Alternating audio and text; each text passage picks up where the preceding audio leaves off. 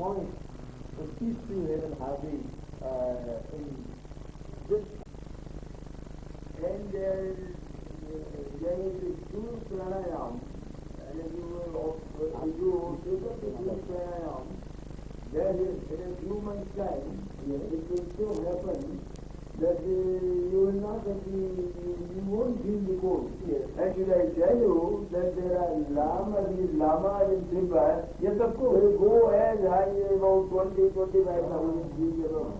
And there, even they take a dhoti and a big piece of cloth, they put it into the water and put it on round over their body, and in about half an hour or so, the whole cloth gets dry. Again there must be energy. So in course of time, so much heat is generated by pranayama. But ordinarily, even if you do ordinary pranayama, that also try it. You feel quite pranayama, you will feel very little of food. And that I have seen it myself. And at one time, in India it was practiced in military, particularly in the area, particularly in pranayama, and they were successful in that. They were not going to do so many good as they do now. Really, it was very informative talk on themselves quite fit in the very cold and high low temperature. Two pranayam. जो कोई मालूम है वो उन्होंने जो है मन बनाते ही करी, एक मनाते थी वो दो पसेरी जो है दो पसेरी आटे की बाकी दो पसेरी थी उन्होंने खाई, बार प्रसाद में चली गई।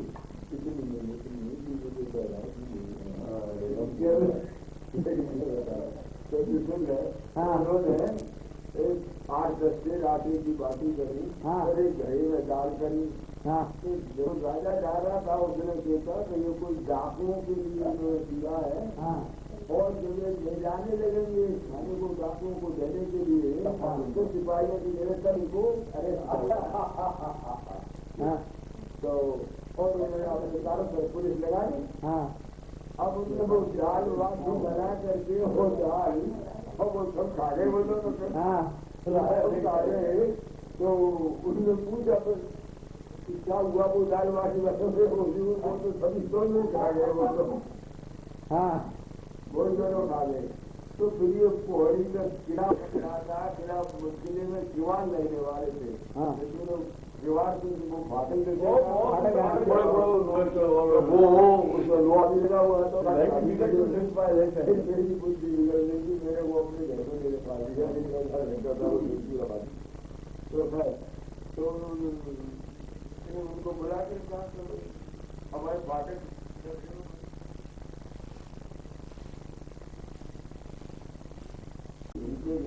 अपने लूट लें, लेकिन कोई बहाने हो जाए पूछे बात करें छेड़खानी करें। तो डाकुओं ने कहा पुरानी जगह का रास्ता किधर को है, तो उस जगह में लकड़ी काटने गए थे, वो मोटे लकड़ी ऐसे बड़े है, उसने पकड़ कर जैसे ले तो हम पकड़ते किधर चलेगा अजेगा जैसे हिंद को। तो वो अपनी कौन सी जनरेशन के थे? कालूराम जी के लगे थे क्या? नहीं, कालूराम जी के लगे तो हमारे पिताजी। अच्छा, तो कालूराम जी से पहले? हाँ, पहले फोर्थ जनरेशन समझो करीब 150 साल का ही जो वादी की पिताजी करना है, तो 150 साल में ज्यादा 4 जनरेशन। तो कौन से कालूराम जी से पहले? और इतना हमारे ये कालूराम जी के भाई थी, हमारे पिताजी के काका जी। पिताजी काका जी कौन होंगे? जो पिताजी काका जी कहते थे सुन रहे? अरे ये मेरे ख्याल से वो तो यही थे, पिताजी काका जी बोले थे। तुमने भी देखी थी छत्तीवाड़ी को जो देखी, तो कोई खास में तो मैं कुआ करे पड़ूंगी, उसमें लेकर के रस्सी से हाथ करके और उठा करके कुआ में बोल दिया उसने, यूं उठाए और यूं गए। दादाजी जो आग आधा वो तो कहते लो, अकेले नहीं कहते दिया तो और ये रैंक मैच होते थे ना दिल्ली वाले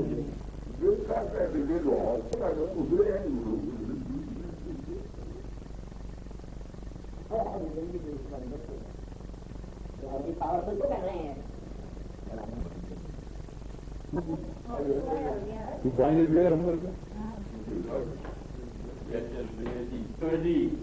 Chief Editor, Rural India, and K.K. Trivedi साहब से मेरा निवेदन है थोड़ा सा त्रिवेदी फैमिली के ओरिजिन से जितना उनको लाभ हो थोड़ा बहुत अच्छा होगा। सबसे पहले जो मेरी जानकारी में है दानाराम जी दुबे जी, दानाराम जी, उनके लड़के लालचंद दुबे, हाँ, एक ही थे। उनके दानाराम जी के लड़के लालचंद जी दुबे और लालचंद जी दुबे के 4 लड़के जी, देवलाल, जी, पातीराम, नाथूराम और राम। उनके कोई लड़कियां नहीं, जानकारी नहीं, जानकारी नहीं, ओके। ये जानकारी के आधार पर ये Okay. देवलाल के लड़के लाल दुबे, जीवा की जगदीशन, चंद के निर्मल, प्रकाश और सुशील। Present generation. हाँ, और राम सुख के मुरलीधर, चिंटू, चिरौनी। अब इनमें से कोई नहीं। अब नाथूराम जी के लड़के, अच्छा, आपकी जनरेशन नाथूराम जी के लड़के, नाथुराम जी माने कालूराम जी। हाँ, नाथूराम और कालूराम, उनको दोनों नाम होते। उनका हरिया सिरे पर वो है, ये वो नाथूराम और कालूराम, इनके लड़के 3 मोती, चतुर्भुज, बंशीधर। तो मोती के कितने लड़के थे? मोती निसंतान से, बंशीधर भी निसंतान। अच्छा, तो चतुर्भुज द्विवेदी के 3, हाँ, हरिशंकर द्विवेदी, प्रभुदयाल द्विवेदी और कन्या। अच्छा, आप 7 ये थे वैसे मोतीराम जी। अब हो जाए क्या हमारे गुरुजी पंडित गोपाल कृष्ण पुराने हमारा हो गया। हाँ, हैं? ये क्या है बेटे? हैं? खिलौना। हाँ, वो गाना तो गा दो। मेहंदी लगा के रखना। हाँ, गाना गा दो एक बार।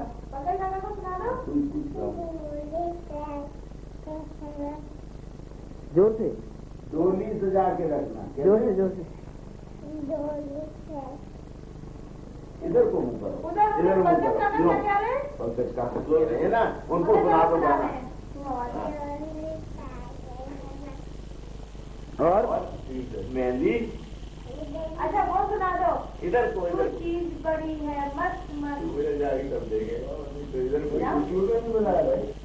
द्विवेदी परिवार का पूर्वजों का जो कालूराम जी तक का वो सुना, उसके बाद श्री हरिशंकर जी द्विवेदी,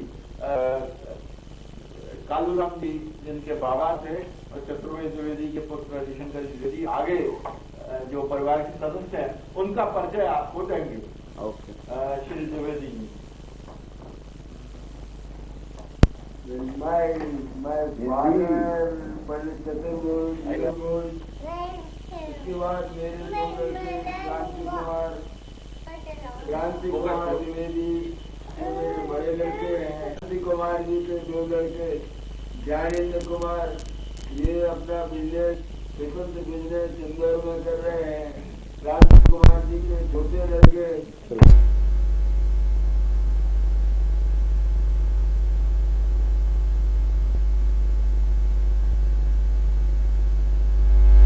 जब तक ये मना नहीं करते हैं कि मुझे हाईकोर्ट जज नहीं बना है, तो हाईकोर्ट जज होकर के रहेंगे। दूसरे मेरे छोटे लड़के पंडित अशोक कुमार द्विवेदी है, जो अभी पास में बैठे हुए थे। अशोक कुमार द्विवेदी के लड़के पंडित पंकज द्विवेदी हैं। पंकज द्विवेदी अभी अमेरिका में सर्विस में है और उन्हें कंप्यूटराइजिंग में स्पेशलाइज किया हुआ है। वो मेरे पास में बैठे हुए हैं और ये सामने खड़ा हुआ है, ये मेरा ग्रेट ग्रैंड सन है। ये संजय कुमार द्विवेदी का लड़का है और बाकी दूसरे ग्रांड 2 ग्रेड ग्रांड इंदौर में है वो। और आपकी ग्रैंड डॉटर का नाम बोला ही नहीं। मेरी ग्रैंड डॉटर एक तो मेरी ग्रैंड डॉटर ये बैठी हुई है, ये फर्स्ट क्लास एमए है और about 50 miles away from here और वहाँ बड़ी सक्सेसफुल टीचर है। दूसरी मेरी ग्रैंड डॉटर की शादी हो गई है, उसको मैं बेबी कहता हूँ, उसका नाम मुझे अभी याद नहीं आ रहा है, उसका नाम ज्योति है। उसके भी लड़के दो बच्चे हो गए हैं और वो अशोक नगर में विवाही है। और तीसरी प्रतिभा द्विवेदी प्रतिभा है, वो बॉम्बे में इंजीनियर संजीव श्रोत्री को विवाही हुई है। उनके भी 2 बच्चे हैं। हाँ, उनके भी 2 बच्चे हैं, जुड़वा पैदा हुए थे। लड़कियां मेरे 2 लड़कियां हैं, एक हेमलता है, शी डॉक्टर PhD और वो मेरे साथ बम्बई में थी, वो आजकल यहीं पर है उरई में, वहाँ के बावे के रईस पंडित राम प्रसाद जी भेद, उनके लड़के सुरेंद्र कुमार जी के लिए आई है। उनके 1 लड़के और 3 लड़कियां हैं। उसका लड़का बड़ा होशियार है, उसका नाम आनंद है, उसका मजा कर रहा है। हाँ, सुल्तान श्री सुल्तान का पुत्र है वो। श्री चतुर्वेदी द्विवेदी मेरे ग्रैंडफादर, और ये कालूराम जी दुबे के सुपुत्र है, जैसा पूर्व वर्णन में सुना था। और 90 से ऊपर ही है कि मृत्यु हम लोगों के सामने हुई, हमारे भी गाँव में। अच्छा, आप सब अब लेट मी इंट्रोड्यूस, अरे हमारी जो होने से पहले गुजर काम तस्वीर आप देख रहे हैं, ये पंडित लाइट पड़ रही है। हाँ, आप ठीक है। ये पंडित हरिचंद्र द्विवेदी जी की पत्नी श्रीमती नर्मदा द्विवेदी और मेरी माँ पंडित क्रांति कुमार द्विवेदी की माँ और पंकज द्विवेदी की ग्रैंड मदर, संजय द्विवेदी की दादी और जानन द्विवेदी की दादी, और मनीषा की भी दादी, और संदीप की परदादी।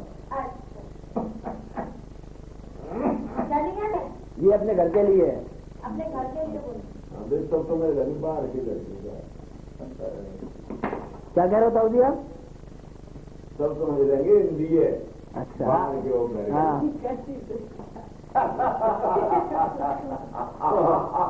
भाई साहब, आप भी कोई डायलॉग सुनो। अरे ये क्या कह रहा है, तो दफा 300 तो लगा देगा। अभी से आके तो मजाक थोड़ी है।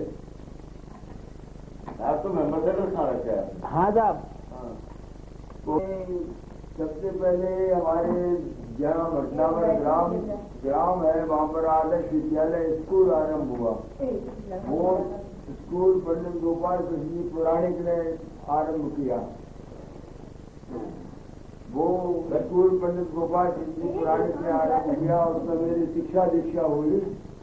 वहाँ से 1938 में शुरू हुआ था। 1938 में शुरू हुआ था। 1912 आज के दिन 1921 में आरंभ हुआ था वो। वहाँ मेरी शिक्षा दीक्षा हुई।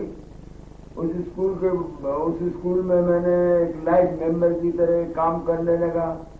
फिर कुछ तबीयत हुई कि LLB पास कर लूँ। कुछ लोगों ने, संस्था वालों ने विरोध किया, तो होता ही रहता है। कोई भी पर मेरी LLB करने की इच्छा थी तो मैंने LLB कर लिया। हमारा करते रहे। LLB करने के बाद 1-2-3 वर्ष इस विचार में लगे कि वकालत करूं या नहीं करूं। आखिर में सर चिमनलाल सेटलवाल, MC सेटलवाल के फादर, जो कि इंटरनेशनल रिप्यूटेशन के वकील थे, उनके पिताजी से मिला उन्होंने मुझे कहा कि वकालत करना अच्छा होगा। मैंने उनसे पूछा कि आखिर अच्छा वकील कैसे होता है। उन्होंने झट कहा कि द्विवेदी अबाउट 80% रख, ऐसे अच्छा वकील होता है। मैंने उसे अपने वकालत के सिलसिले में दिलवाया। मैं वकालत करने के लिए ग्वालियर आ गया और लोगों ने कहा बड़ी जगह आया नहीं। ग्वालियर कब आया? ग्वालियर में 10 अक्टूबर 1945 में मैं ग्वालियर आया। वकालत मैंने शुरू की यहाँ पर अग्रवाल बिल्डिंग में प्रैक्टिस की। तब मैं सबसे पहले मैं था शांति क्या कहिए श्रीनिकेतन में अग्रवाल बिल्डिंग मैंने सबसे पहले वकालत शुरू की। 10 वर्ष वहाँ वकालत करने के बाद फिर मेरे यहाँ पर ऐसी स्थिति हो गई, मैंने वकालत करा दिया। 1948 में मैं कांग्रेस के विरुद्ध चुनाव लड़ा तो MLA भी उसमें बागी हो गया था। उस वक्त मध्य भारत स्थित थी, उसका MLA था। उसके बाद 1955 में ये मकान बनाया। 55 के पहले मैं एक स्वतंत्र पार्लियामेंट का भी चुनाव लड़ा था, उसमें आ गया। तब मैं सारा मत था कि कृष्णपुर पूजा पार्टी जिसके भी प्लानिंग संसद जिसके पार्टी ने आरम्भ किया था उसका मैं जनरल सेक्रेटरी था। उस पार्टी से मैं आ गया। उसके बाद पॉलिटिकल करियर में स्वतंत्र पार्टी का मध्य प्रदेश का सेक्रेटरी रहा। तब भी पार्लियामेंट का चुनाव लड़ा और तब तक ये मकान वगैरह और सारे लड़के भी हो गए। इनकी भी शिक्षा हो गई, लड़कों की कुछ होगी शादी होने वाली थी, कुछ होने लगी। तो ये इस तरह से परिवार यहाँ आ गया। यहाँ आने के साथ गाँव में आपके पास कुछ होगी शादी होने वाली थी, कुछ होने लगी। तो ये इस तरह से परिवार यहाँ आ गया। यहाँ आने के साथ चुनाव में आपके पास अपनी गाड़ियां थी, किराए की थी? चुनाव में आपके पास अपनी कार थी, किराए से ली थी? चुनाव में मैंने पहले चुनाव में मेरे पास अपनी गाड़ी थी, दूसरे की नहीं थी। बाकी जो दूसरे चुनाव में जब मैं लड़ा तो उसमें किराए से भी लेनी पड़ी और मेरी भी गाड़ियाँ। आपकी कितनी गाड़ियाँ थी? मेरी गाड़ियाँ 2 थी। 3 थी। 3 गाड़ियाँ थी मेरी।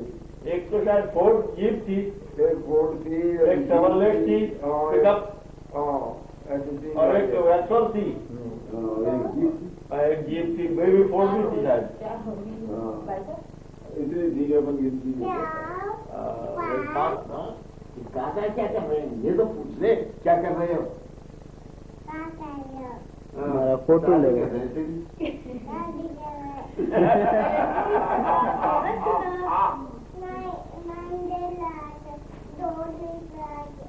इधर को बताओ, काका को बता दे, वो काका ही बनवाएंगे डोली तेरी। हाँ कह रहे थे डोली से जाएंगे, मेहंदी लगाएंगे। दो ही में लाइट जलाते ले जगह तो चाहिए छोड़। अरे तो छोड़ का सड़क है अभी अपनी लाड़ी सड़क पे चलता है। आगे बढ़ गया यार।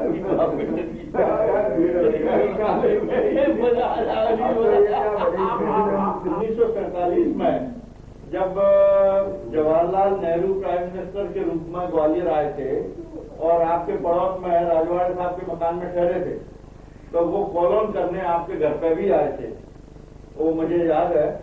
तो ये इत्तेफाक जवाहरलाल जी से तो आपका रहा ही होगा, इसीलिए आए, लेकिन ये नेताजी से आपका इत्तेफाक रहा, उस पर जरा प्रकाश डालिए। नेताजी सुभाष चंद्र बोस सन 1929 में लाहौर में कांग्रेस हुई। उसके जवाहरलाल नेहरू प्रेसिडेंट थे। उनके प्रेसिडेंटशिप में ऐसा मालूम पड़ा कि शायद गांधी जी नॉमिनेट स्टेटस नहीं स्वीकार कर रहे हैं, इसलिए जवाहरलाल नेहरू ने league for independence of India एक दूसरी पॉलिटिकल पार्टी आरंभ की। उस पॉलिटिकल पार्टी की वर्किंग कमेटी में मैं भी था। सुभाष चंद्र बाबू उसके सेक्रेटरी थे, जवाहरलाल नेहरू उसके चेयरमैन थे, और फिर मद्रास की तरफ ये कौन से सन की बात है? ये सन 29 की बात है। तो उसमें आप वर्किंग कमेटी में थे कांग्रेस की? उसके में कांग्रेस की नहीं, लीग फॉर इंडिपेंडेंस। कांग्रेस की में AICC में था जी। तो काफी पुराने आप कांग्रेस के वर्कर रहे, फिर आप रूलिंग उसमें मंत्रिमंडल में क्यों नहीं आए? रूलिंग मंत्रिमंडल में मैं मुझे इनवाइट किया था मध्य भारत बना, तो मैं ये समझने लगा था कि उसी वक्त मेरी समझ में आने लगी थी भाई ये पॉलिटिक्स तो बंदी हो रही, इसलिए जहाँ तक बने दूर रहो वो अच्छा। अच्छा।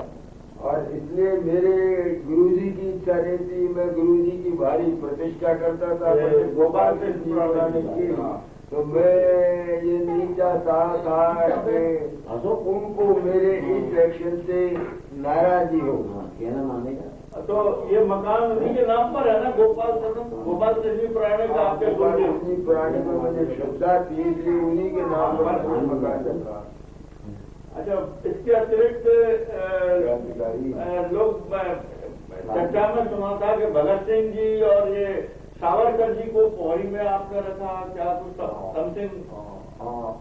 सावरकर जी को मैं सन 1938 में पोहरी ले गया था, और सबसे पहली बार आदर्श सेवा संघ जिसको पुरानी जी ने शुरू किया था, उसकी तरफ से लक्ष्मीबाई जयंती ग्वालियर में मनाई गई थी, और उसमें सावरकर जी आए थे। इलाहाबाद से लाडोरा में जिप्सी आई थी, और सावरकर जी का बड़ा ओजस्वी भाषण हुआ था। भारी संख्या में सारा लश्कर में आए, ऐसी कोई मीटिंग हुई नहीं है हमारे पर जैसी बड़ी मीटिंग हुई है उसमें, और उनका व्यक्तित्व ओजस्वी था। और अब आपने पूछा भगत सिंह का, मैं 28-29 में कॉलेज में 30 में कॉलेज में पढ़ता था, दिल्ली में हिंदू कॉलेज में। ये वहाँ मेरी क्रांतिकारियों से कुछ दोस्त हो गई। एक कॉलेज के प्रोफेसर नंद किशोर निगम थे, वो भी क्रांतिकारियों में शामिल थे। अब चंद्रशेखर आजाद वहाँ आकर के ठहरते थे।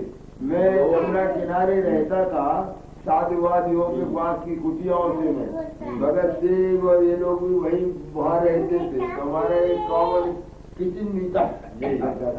तो कुछ लोगों को आकर मैं पोहरी में आदर्श विद्यालय को देखने लगा था उस वक्त। तो मैंने क्रांतिकारी कैलाशपति अष्ठाना को, एक गोरखपुर के थे, और उनको मैंने पोहरी में हेडमास्टर बना करके रखा था।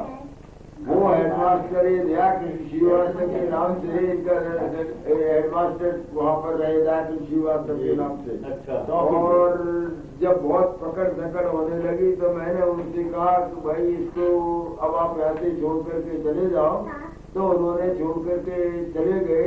उनको उनकी अरेस्ट हुई, और CID वगैरह सारे जैसा होता है पोहरी तक गए, पूछताछ सारे हुई। उनके साथ ही लास्ट हमारे ग्रुप में काशीराम जी थे, तो भी 1-2 वर्ष हुए तब वो मेरी पूछताछ करने के लिए आए थे। ये काशीराम हरदोई के थे, मैं था नहीं ग्वालियर में, तो पूछ करके मेरे पड़ोसियों से वो बेचारे काशीराम जी चले गए। इस तरह से इस क्रांतिकारी आपका संबंध रहा, मेरा संबंध रहा। उनको मैं पैसे से मदद करता रहा, काम करके लोगों को मेरे ऊपर भरोसा था, इसलिए पैसा दे देते थे। और मैं खुद एक्टिव वर्कर इसलिए नहीं रहा कि मेरे गुरुजी को यह मालूम पड़ी, तो उन्होंने ये कहा तो भाई ये देश सेवा का यही मार्ग है, लेकिन इंस्टीट्यूशन इससे गड़बड़ी में पड़ जाएगा, खतरे में पड़ जाएगा, तो या तो इंस्टीट्यूशन छोड़ दो या इनसे। तो मैंने इंस्टीट्यूशन ज्यादा मुझे प्रेम था, इंस्टीट्यूशन नहीं छोड़ा, लेकिन क्रांतिकारियों के साथ भी मैंने फिर इस तरह का संबंध रखा, एक्टिव काम में पार्टिसिपेट नहीं किया। और आपका आजाद से भी कोई संबंध कभी पड़ा क्या, संपर्क रहा क्या? चंद्रशेखर आजाद चंद्रशेखर आजाद को मैं देखता था इस ग्रुप में, बाकी मेरा व्यक्तिगत ऐसा नहीं है, लेकिन आते जाते थे वो, मुझे वो मालूम है कि चंद्रशेखर आजाद ने जिस मोटरसाइकिल पर बैठ करके वाइसराय की ट्रेन के नीचे बम रखा था, वो मोटरसाइकिल की मैंने वो जरूर देखी थी आजाद के पास में। और वो आजाद ठहरे थे प्रोफेसर नंद किशोर निगम के यहाँ, और गणेश शंकर निगम हिंदू कॉलेज में प्रोफेसर थे। और पूछो ना, गणेश शंकर विद्यार्थी जी से कोई? हाँ, गणेश शंकर विद्यार्थी हमारे ग्वालियर के ही थे, कानपुर से वो पेपर निकालते थे और मित्रों में से थे गणेश शंकर विद्यार्थी, भारती शर्मा। सर आपने फ्रीडम फाइटर के जो एडवांटेजेस लोगों को मिलते हैं वो लिए कि नहीं लिए? मैंने फ्रीडम फाइटर के एडवांटेज इसलिए नहीं लिए तो मैं प्रोफेसर रंगा का बहुत निकटवर्ती संबंधियों में था। हाँ, प्रोफेसर रंगा और मैं 1937 से साथ से AICC में थे। उसके बाद मैं रूरल इंडिया अखबार आरम्भ किया, उसका मैं एडिटर था। क्या था, उसके लिए लिखते पढ़ते थे। क्या सवाल था तुम्हारा? स्वाधीनता संग्राम सेनानी की लाभ। तो प्रोफेसर रंगा भी जेल गए थे, मैं जेल तो नहीं गया था, लेकिन ये फ्रीडम फाइटर्स को मैं जैसे क्रांतिकारियों को मदद करता था, इसमें भी एक प्रकार से मदद करता था। मेरा अपना रूरल इंडिया के ऑफिस के अतिरिक्त मैं दफ्तरी बिल्डिंग में खार में रहता था, 4 कमरे का फ्लैट था। तो मूवमेंट के वक्त कुछ अपराध करके अगर 1-2 कत्ल करके भी आए तो ऐसे आदमी मेरे साथ रहा करते थे, शेल्टर देता था, उनको खाने पीने की व्यवस्था करता था। क्योंकि रंगा साहब ने कोई फायदा नहीं उठाया तो मैं उनको पॉलिटिक्स में मैं उनसे इंस्पिरेशन लेता था, इसलिए मैंने फ्रीडम फाइटर की कोई मैंने एप्लीकेशन नहीं दी। और इसमें आपने एप्लीकेशन तो खुद की नहीं दी, क्या आपने पंकज भाई अपने बड़े पुत्र क्रांति कुमार द्विवेदी को कहीं अच्छी जगह सेटअप करा? उस वक्त तो आप बहुत पावरफुल थे, सुना था कि किदवई साहब और ये सब काफी आपकी बात मानते थे, और जीवाजीराव सिंधिया तत्कालीन यहाँ के महाराजा साहब, ये सब मैंने आप शंकर दयाल शर्मा प्रेजेंट जो राष्ट्रपति हैं वो भी आपको काफी सम्मान देते हैं, आज भी देते हैं। तो आपने अपने बड़े पुत्र को कहीं बहुत अच्छी जगह नहीं लगाया? मैं आरंभ से नौकरी के खिलाफ था, इसलिए मेरे बड़े पुत्र की ऐसा लगा कि इनकी नौकरी में इच्छा है।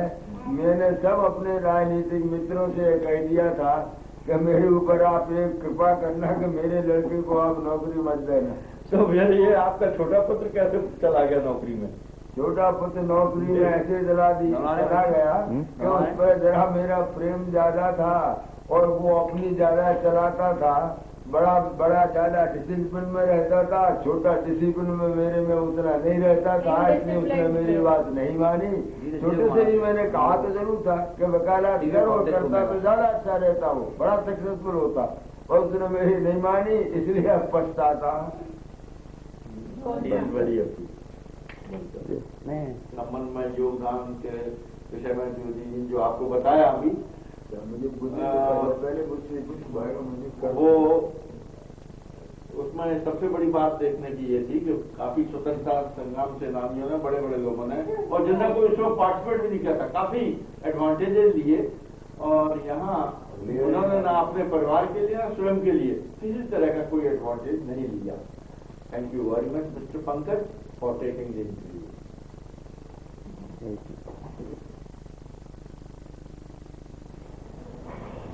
He's my grandfather, H.S. Trivedi.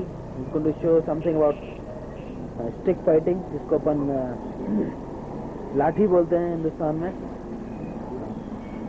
This is an exercise which is quite exhaustive. It is quite a complete exercise itself for the whole body.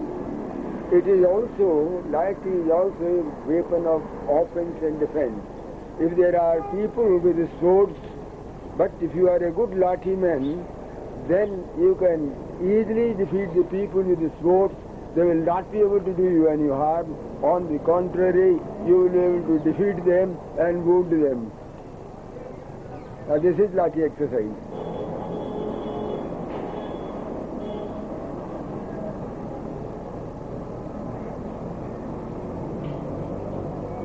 बस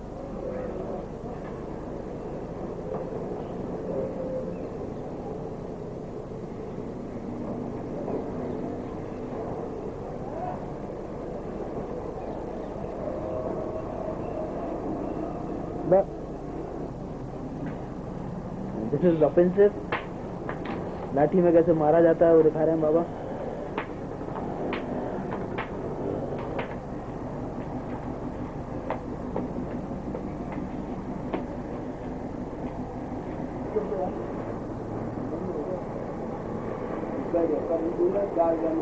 हाँ जी करो.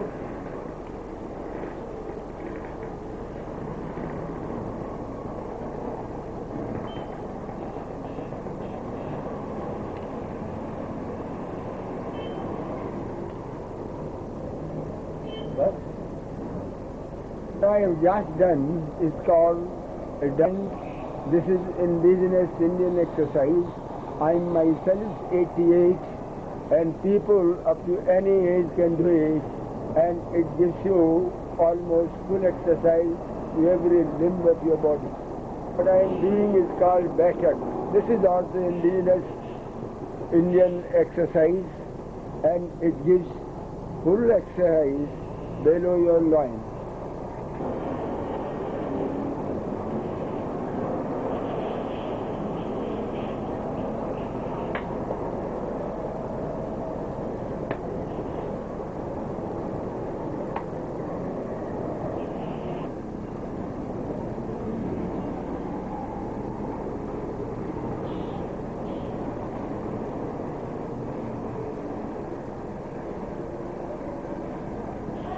बैठ जाओ.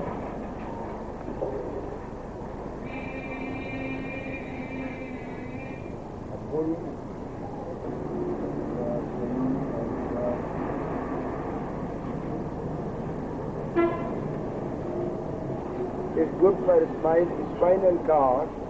Then Bhujangasana, or as we call Snake Asana. Well, this also helps your digestion power. Then I shall be doing this Sarvangasana. It is a very good substitute for Shirshasana. Sarvangasana has all the virtues of Shirshasana and none of its vices. Then therefore people in the old age, or even people suffering from certain eye diseases and that, they can also carry on Sarvangasana without any harm to any disease. But in certain diseases, Shirshasana is prohibited. Therefore, I am not doing it. And the Sarvangasana is usually followed by Halasana. That is the plough shape asana. And your body becomes almost like an Indian plough.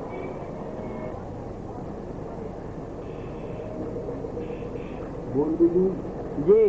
ये कौन सी आसन है? हाँ.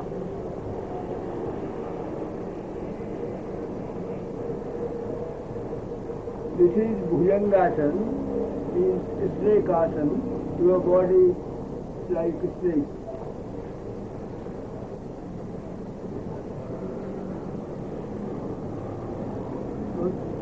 जी.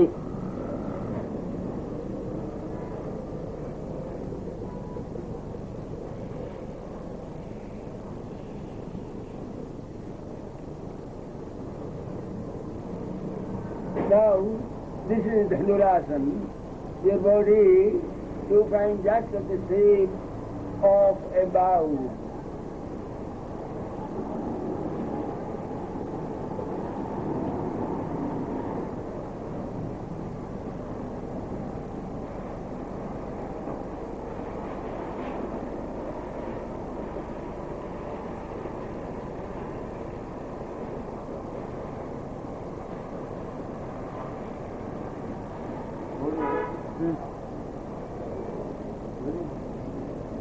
This is Sarvangasana, as I was just telling you, which has got all the virtues of Shirshasana.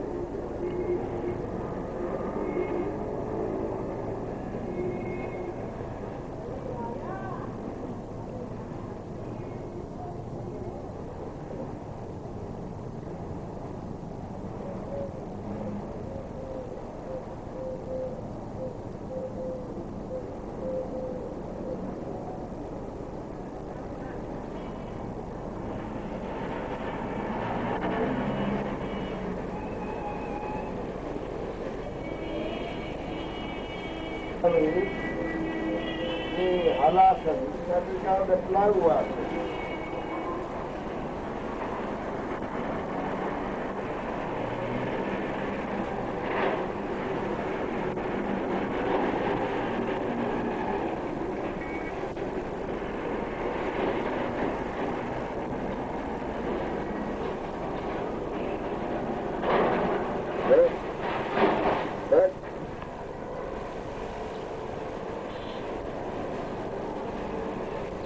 Last होती है shavasana.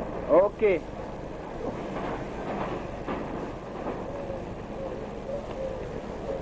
Shavasana means you have to lie down absolutely like a dead body.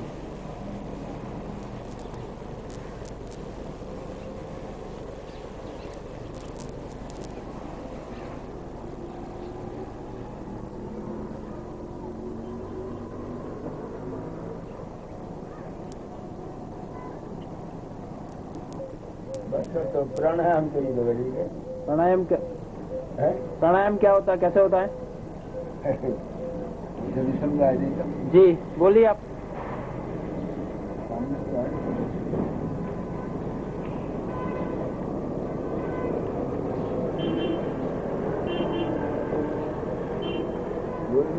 हाँ. Well, this is pranayam. So that's a simple way. You have to breathe while counting one, and you have to keep the breath in while counting 1, 2, 3, 4, and then you have to give out your breath while counting 1, 2. This is the proportion you have got to maintain. If you count 10 at one time while breathing in, then you have got to take count 40 while your breath is inside, and then you have to count 20 while the breath you take outside. So I am doing that.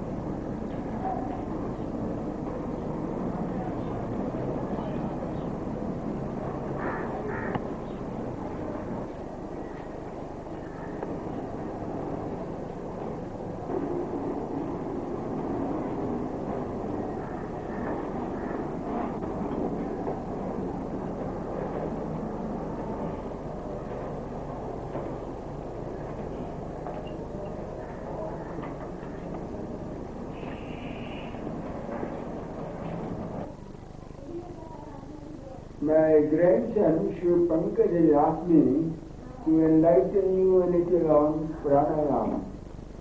Pranayama gives a wonderful exercise physically, mentally, and also spiritually.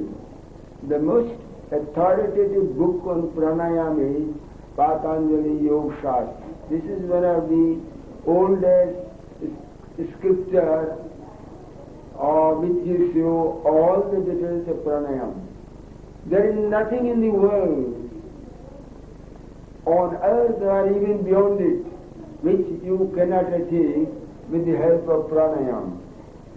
You must be aware, as most of the learned people are, that the great Shankaracharya, well, he entered into the dead body of a young man and again came back to life.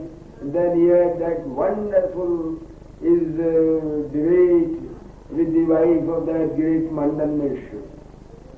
You can achieve any type of power with the help of pranayama. You can achieve all sorts of powers with the help of pranayama. There are various types of pranayama. For ordinary men, for instance, there is Surya pranayama, that is sun pranayam. If you have the sun pranayam, then you will feel all walls in your body. As against that, if you feel Chandra pranayam, the moon pranayam, which is most usually done, then it is all in a natural way, neither very cold nor very hot. Lamas of pranayam, the lamas of Tibet, that go up to very high altitude, you will be surprised to know that even beyond freezing point, well, they feel so much warm and heat with pranayam that they cover their body with cloth rinsed with water, and they have to change their cloth after every 2 or 3 hours, even great heights of 20,000 and above. Students came to me, just wanted to have some little knowledge of pranayam. I do not claim to know much, but I have studied a little, both practically as well as theoretically, and one of them was telling me that within a year's time he got such a strength that he will push a big tree and the tree would fall. Therefore, pranayam is such an exercise, or give any name, that you can achieve any worldly or spiritual object that you like. Even you can fly into the air with the help of pranayam.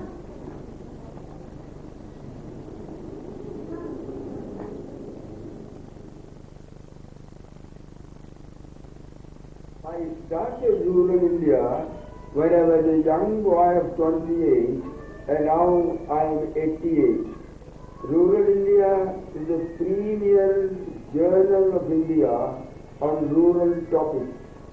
It gives a graphic description of the white revolution and the green revolution, the economic revolution, the social revolution, and the various other small revolutions that have gone into this country and almost revolutionized life, not only in the cities but also in the villages.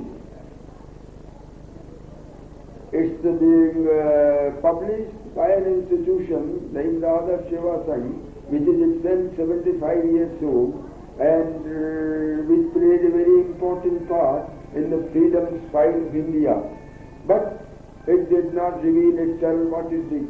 It sheltered so many Indian revolutionaries, it fed so many political workers in Delhi and outside, but essentially it has been a body of constructive workers. So it is running a number of cottage industries, blankets, honey, khadi, and various types of using oil, and shoes, and all that sort of industry. It is running a number of educational institutions, a college, some schools, and the government has also sanctioned a Krishi Vigyan Kendra, a big institution for the uplift of the village masses. Now the institution is aiming at starting a rural university, and this was the first body in India which gave the idea of the rural university in 1944 in the February issue of Rural India under the caption "Strange Beginning of a Rural University." And it is now that we are hearing from Government of India that they want to start such a rural university now. I cannot say whether they are really serious about it or because elections are coming in India, it is maybe another election myth or election light, as the government in power or political parties are fighting elections. They try to do and in a way mislead the masses on things which they do not seriously mean to do. Rural India, though it has got its reasons leaders in America, in England, Germany, and Russia and Japan, but they can only count it on fingertips. The reason I do not know, but perhaps we do not much aim at advertising outside India. That's the reason. And rural India now, it is now more going to be a sort of a spiritual magazine than of the rural type. Though it is giving, and it will continue to give guidelines to the various rural activities that are being running in India in particular and outside in general. And therefore, I would like my foreign leaders to kindly be leaders of rural India to get absolutely first-hand news without any political bias or any other bias. It will give even people into the spiritual and indigenous life of India, which is rare in many magazines, except one or two that are dealing with it. Dhoti Kriya. This practical yoga of Dhoti Kriya, it is of two kinds. The one I am just taking into my hands is called Danda Dhoti. This cleans your body from inside of so many types of diseases, particularly cough, cold and various other bad materials. Now, before doing this dhoti, we have to take inside at least about 2.5 kilos of salty water, and then this rubber tube, which is about 3 feet long, is taken inside. It is kept in for about 2 minutes or so, and then with a particular type of breathing, the water and the bad substance come out. It is an innocent type of dhoti which is not going to do you any harm either while learning it or while doing it. And even if it is not possible to take out the entire quantity of water inside, there is no harm. What happens is you get one good motion thereafter, and this is then the kriya.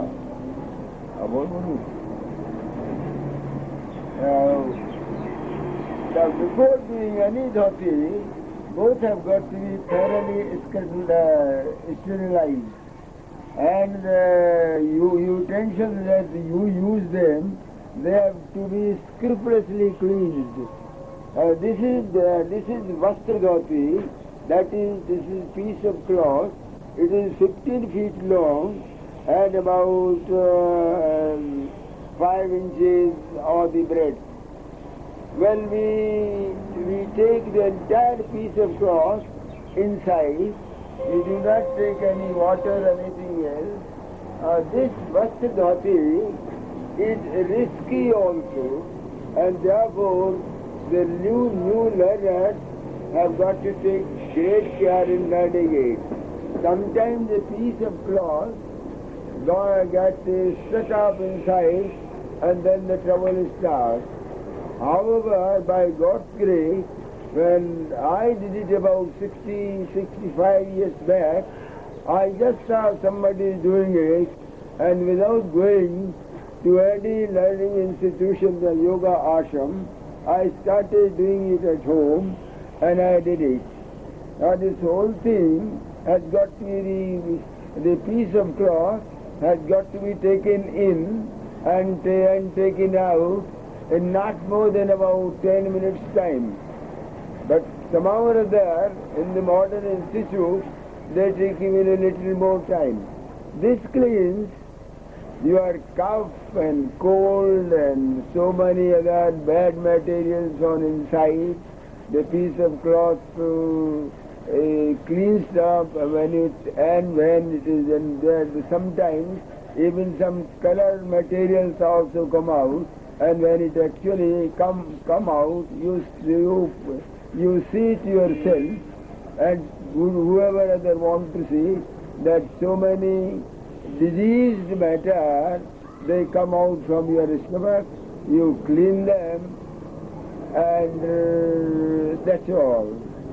Presently, I am going to give you a practical demonstration of this Vastra Dhoti. I could have given up the Dand Dhoti also, but then I had to take about 2.5 kilos of water inside, and that would have taken little time. But it is easy, but I am giving demonstration of the difficult way so that it could be easily taken in.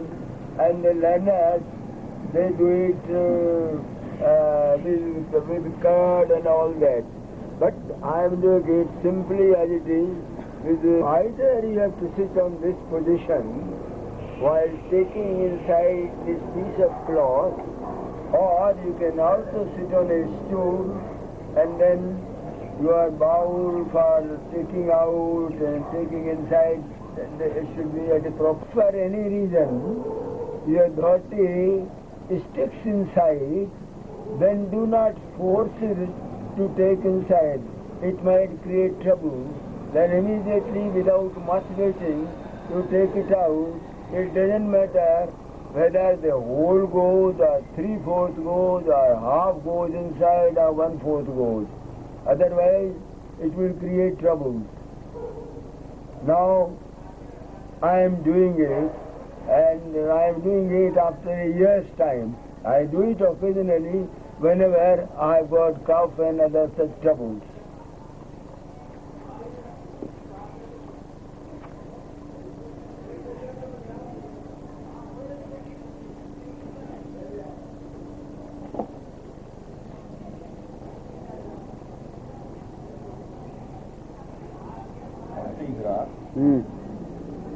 तब लेना जब मैं अब अंदर लेना शुरू कर दूँ तब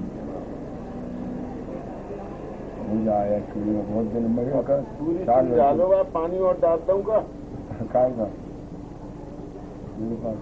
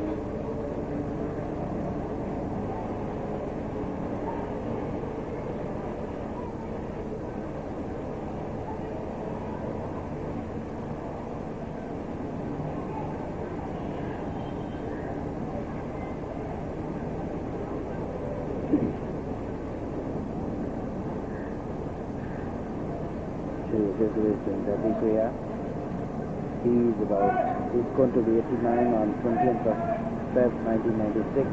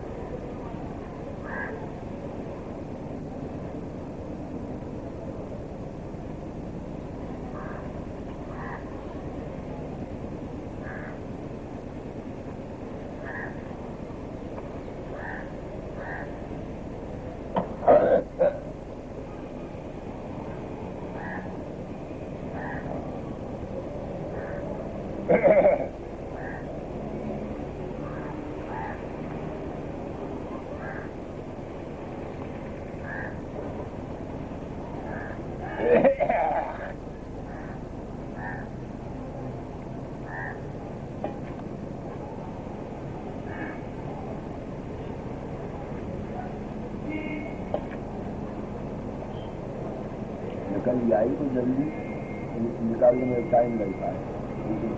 अब कौन से समझाऊँ कि ये बोलो। you will notice that I have taken inside the hole and I have drawn it away. See, it is full of sticky matter. This is all stuff that is coming out of it. And it seems there is no particular disease into my stomach. Otherwise, I have seen sometimes even the dhoti gets yellow color and also sometimes red color, and sometimes in taking it out, it also happens that you get bruise sometimes. But that bruise does not do you any harm. But the difficult part of it is while you are either taking in or taking out, if it sticks for one reason or the other, then complications come up. Now this, as you see, you notice, see this, whatever cuff I had, it has come out here. It is also sticking. I like to wash it with warm clothes, with warm water and soap, and then again clean it and do very thorough cleaning. Then it will be used a second time.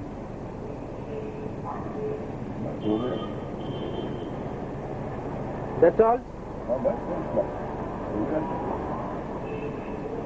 This was Dhoti Kriya. This is called Dhoti Kriya. Dhoti Kriya, Vastra Dhoti. Okay. This is called Vastra Dhoti, cloth Dhoti.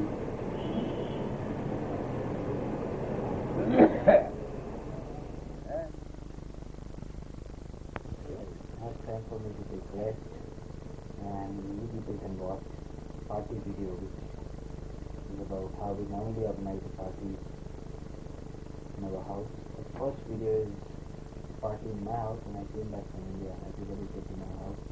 Few of my friends were at my house, so we had a big get together and I cooked for 14 people alone. Last session. So I'll see you after my.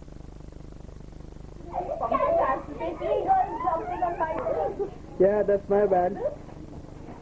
That is my taekwondo stuff.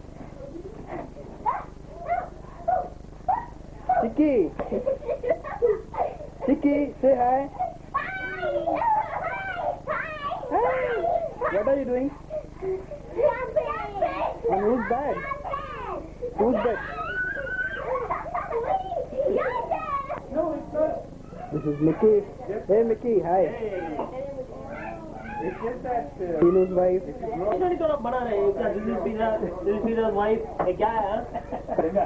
कुछ तो लेते हैं। जिस लड़की मेरा शादी होगा ऐसा पूरी होना चाहिए। अच्छा ये किसका कमाल है पूरी का?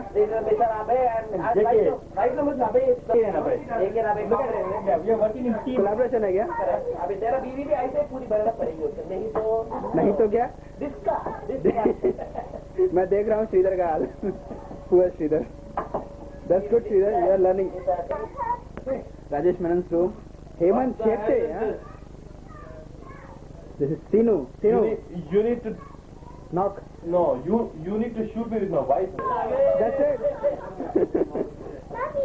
You told me stop, right? Music is cooked by लेकर आ रहे रे क्या लेकर आए? मनता आ गया. This is chole. Chole and this is palak paneer. and this is Hey, show paneer है. पनीर इधर है पनीर And that is बैगन भरता. okay बैगन भरता is damon